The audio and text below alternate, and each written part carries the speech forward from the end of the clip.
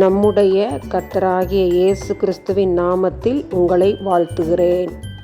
இன்று ஆண்டவர் நமக்கு தரும் அற்புத வார்த்தை அப்போஸ்தலர் 27:24. பயப்படாதே, தேவன் உனக்கு தயவு பண்ணினார். Acts 27:24. Do not be afraid, God has granted you. அன்பான சகோதர சகோதரிகளே, மோவாபிய ஸ்திரீயான ரூத்துக்கு போவாசின் கண்களில் தயவு கிடைத்தது. அதே போவாசை திருமணம் செய்து ஆசீர்வாதமாய் ரூத்தை ஆண்டவர் மாற்றினார். பவுலுக்கு கர்த்தருடைய கண்களில் கிருபை கிடைத்தது.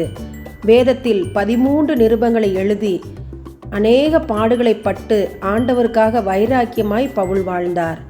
இன்று கர்த்தருடைய கண்களில் உங்களுக்கும் எனக்கும் தயவு கிடைத்ததற்காக ஆண்டவருக்கு நன்றி செலுத்துவோம், ஸ்தோத்திரம் செலுத்துவோம். கர்த்தர் தம்முடைய சித்தத்தை நம்முடைய வாழ்வில் நிறைவேற்றுவாராக. ஆமேன், ஆமேன். எங்களுக்கு தயவு செய்கிறவரே, பரமபிதாவே, இந்த ஜெப நேரத்திலே எங்களை தாழ்த்தி உம்முடைய பாதத்திலே ஒப்பு கொடுக்கிறோம். ஆண்டவரே, சரீரத்திலே, உள் உறுப்புகளிலே, பலவீனங்களிலே கஷ்டப்படுகிற மக்களுக்காக பாரத்துடன் ஜெபிக்கிறோம்.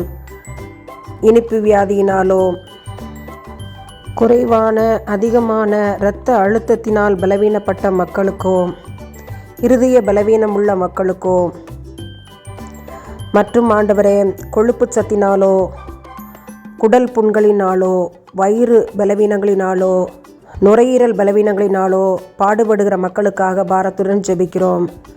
அவர்கள் உண்கிற மாத்திரைகளை, மருந்தை இரத்தமாய் மாற்றி முழு விடுதலையை கொடுத்தருளும்.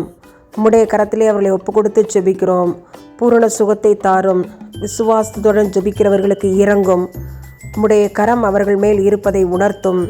நல்ல சுகத்துடனும் பலத்துடனும் வாழ்ந்து உம்முடைய நாமத்துக்கு மகிமையாக ஜீவிக்க உதவும். இயேசுவின் மூலம் ஜெபிக்கிறோம் பிதாவே. ஆமேன்.